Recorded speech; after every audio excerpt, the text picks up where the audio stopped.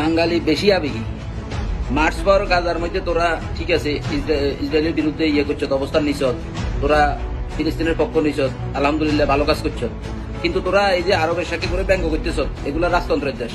যদি এই শাকেরা একবার বেগড়ে যায়, যদি কেউ বাঙালি করে রাখতো না, যদি বাঙালি করে কোনো দেশ ফাটাই দেয়, তোরা খাবাবি নি? তোরা খাবাবি নি? তোরা যে তাদেরকে ব্যঙ্গ করস, তারা যে প্রতিবাদ করে না, তোরা কেন জানোস?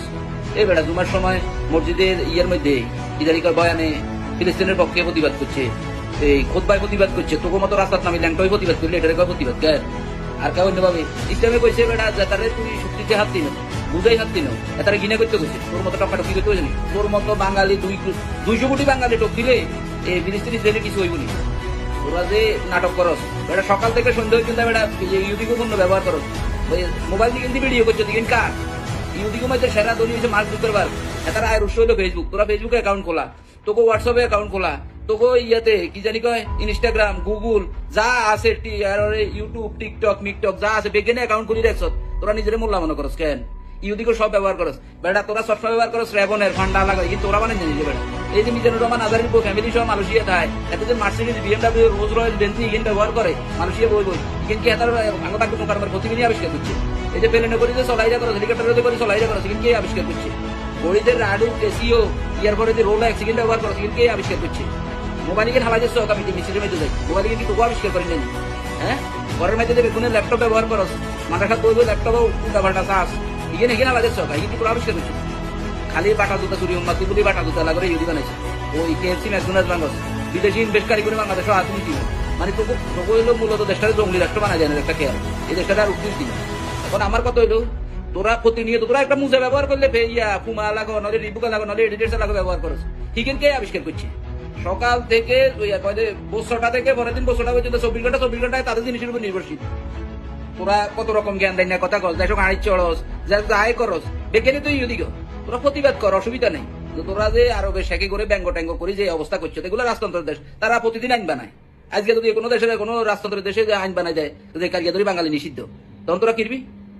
বাজিগুণ আসো দিগুণটা হার করে দে, তোরা করে খাবাবি না তোরা এই প্রবাসী করে চালাবি?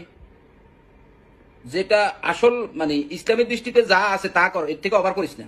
তোরা বেশি ইসলাম ব্যবহার করস, এটা হলো ইসলামের সাথে ভালো হয় না। গাজাবাসীর জন্য সবাই মন কাঁদে, আমাদের আরো বেশি কাঁদে। এখন আমাদের বেশি কেন্দ্রে আমরা কি করতে ওই যে সুন্নি আলমে কিন্তু সাইন হাতে গেছে, তোরা দুশো দর্শে দিয়ে আসছা।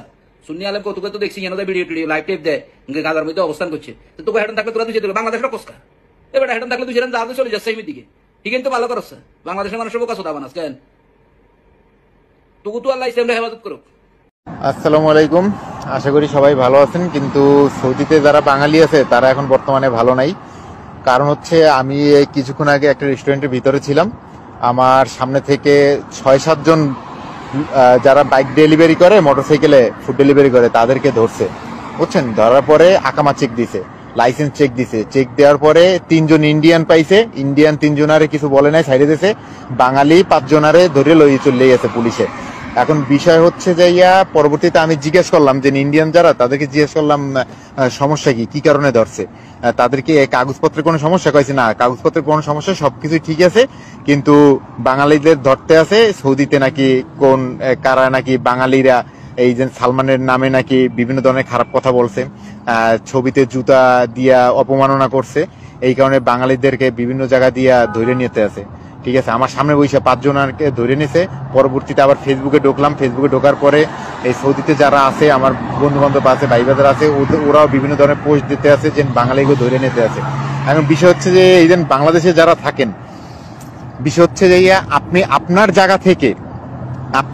জায়গা থেকে ইসলামকে প্রাধান্য দেওয়ার জন্য যতটুকু দরকার ততটুকু করেন, কিন্তু বিষয় হচ্ছে কি আরেকজনকে অপমান করে আসলে ইসলামকে কিন্তু উপরে উঠানো যায় না, কাউকে অপমান করে কিন্তু ইসলামকে উঠানো যায় না। এটা হল যে সৌদি সরকার, তারা ভালোই জানে যে তারা কি করতে হবে, সেটা তারাই ভালো জানে।